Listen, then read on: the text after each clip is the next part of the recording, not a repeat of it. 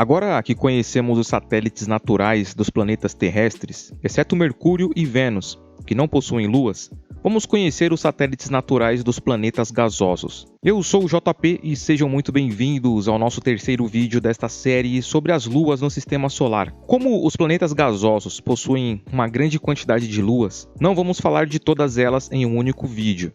Neste vídeo, por exemplo, vamos estar abordando 10 dos satélites naturais conhecidos que orbitam Júpiter. Conforme mais vídeos desta série forem publicados no canal, vamos estar falando sobre as demais luas.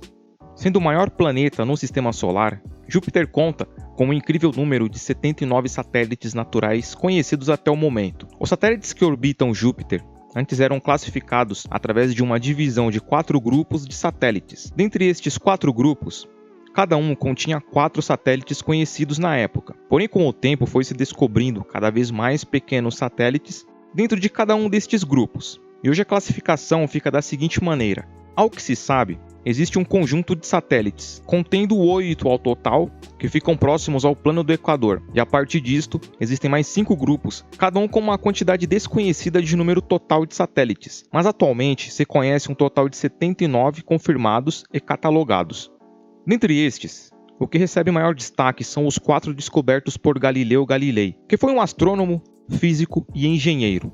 O primeiro é Io, ou Io, como vocês preferirem, um satélite natural um pouco maior do que a Lua, sendo assim, o 4º maior no Sistema Solar. Embora fique em uma região considerada fria, acredita-se que em sua superfície ocorram as atividades vulcânicas mais intensas no Sistema Solar, com vulcões que atingem temperaturas em torno dos 1.700 graus Celsius, uma temperatura que supera a dos vulcões mais quentes no planeta Terra. Além disto, ocorre uma grande liberação de enxofre destas erupções em Io, o que confere ao satélite uma aparência de colorações diversas, que em alguns locais são brancas e em outros laranja, amarelo, vermelho e preto. Como a sua atmosfera é bem fraca, ela se torna incapaz de conter os gases liberados pelas erupções, possuindo alguns lagos incandescentes que lhe conferem luminosidade considerável. Io tem um diâmetro médio de 3.642,6 km. O segundo satélite natural de Júpiter que vamos estar conhecendo agora é Calisto. Esta lua é a terceira maior no Sistema Solar. Assim como a lua vizinha do planeta Terra, Calisto está em rotação síncrona com Júpiter. Devido a isto, Calisto fica com uma face sempre voltada para o planeta e a outra ficando oculta para uma observação a partir de Júpiter. Este satélite, dentre os demais principais de Júpiter, é o que sofre menos influência de um fenômeno provocado pelo vento solar e o campo magnético de Júpiter. Composta por rocha e gelo, Calisto possui uma superfície supostamente desprovida de atividades vulcânicas, porém com pequenos depósitos brilhantes, efeito este provocado pelo gelo que se deposita no topo de colinas presentes em Calisto. Ao redor desta lua, encontra-se uma fina atmosfera composta por dióxido de carbono e podendo conter também moléculas de oxigênio. Calisto é o satélite natural descoberto por Galileu Galilei, que está mais distante de Júpiter, e possui um diâmetro de 4.820,6 km.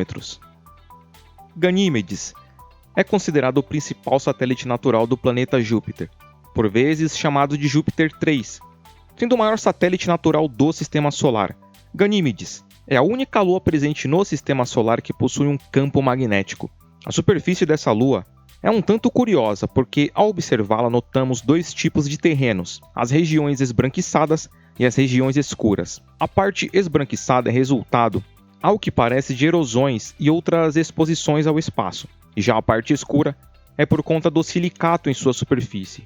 Este satélite sofre influência tanto de Io como do próximo satélite que vamos estar abordando, que se chama Europa. E com isto, Ganímedes possui uma inclinação axial, ou seja, em relação ao seu eixo, de 0,33. Com uma crosta composta por material congelado, flutuando sobre um manto de aspecto lamacento, Ganímedes possui um diâmetro de 5.269,2 km.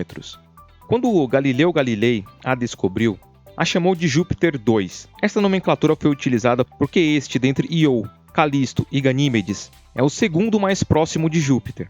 Posteriormente, Júpiter 2 recebeu o nome de Europa. O curioso é que a primeira vez que este satélite foi observado por Galileu Galilei, Ele não pôde diferenciar a Europa de Io. Naquela noite ele utilizou um telescópio que, devido à sua baixa ampliação, dificultou bastante suas observações, sendo possível notar apenas um único ponto de luz, que se tratava das duas luas. Porém, na noite seguinte, quando Galileu Galilei as observou novamente, ele conseguiu diferenciá-las e percebeu com mais clareza que o ponto de luz antes observado tratava-se de dois satélites naturais, e não apenas um, como ele pensava. Com aproximadamente 3.100 km de diâmetro, Europa é o sexto maior satélite natural no Sistema Solar e 15º maior corpo celeste no Sistema Solar. Assim como algumas de suas luas vizinhas, a superfície de Europa é composta por material congelado e rochas. No Sistema Solar, sua superfície é conhecida como a mais lisa, com pouquíssimos acidentes geográficos em relação às demais superfícies rochosas de planetas,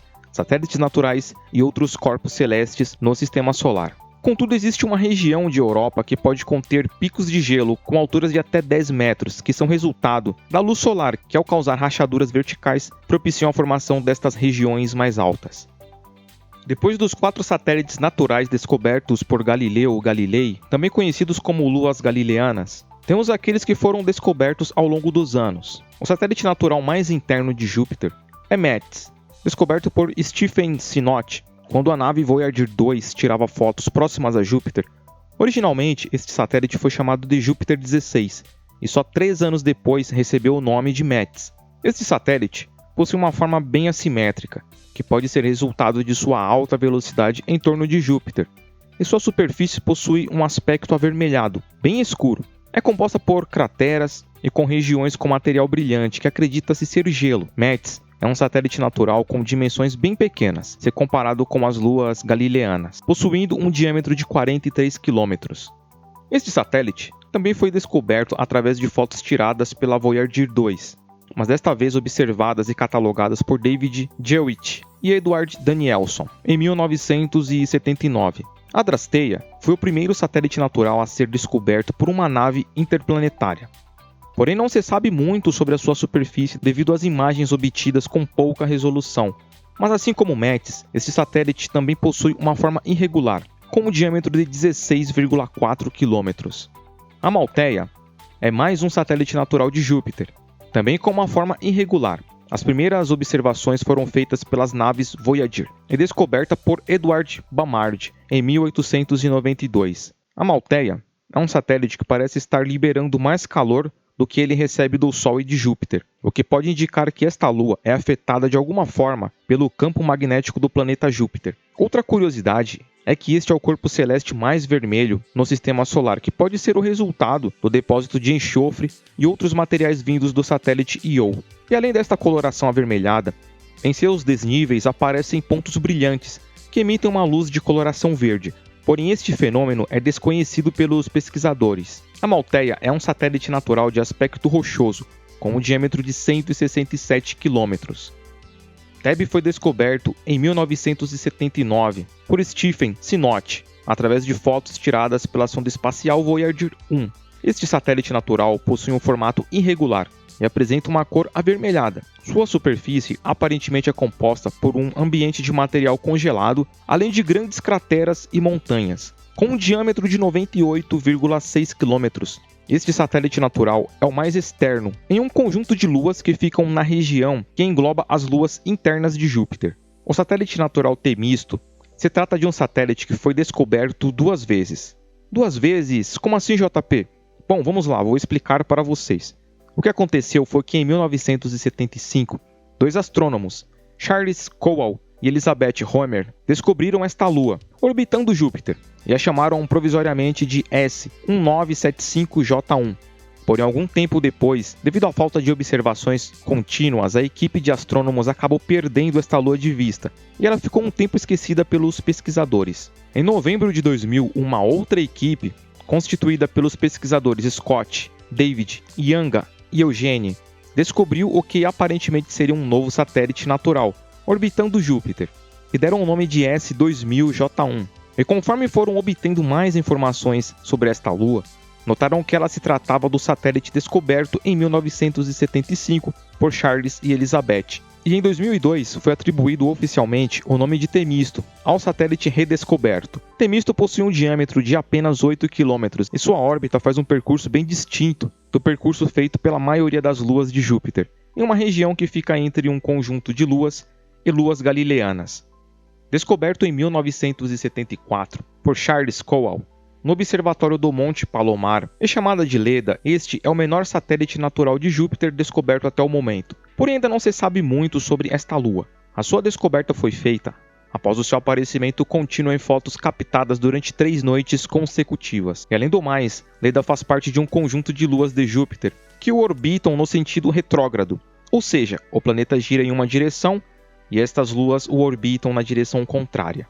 E este foi o nosso vídeo falando sobre as luas descobertas por Galileu Galilei, além de algumas outras descobertas através de fotos tiradas por sondas espaciais. Espero que vocês possam ter gostado do vídeo. Muito obrigado por terem assistido e um grande abraço a todos.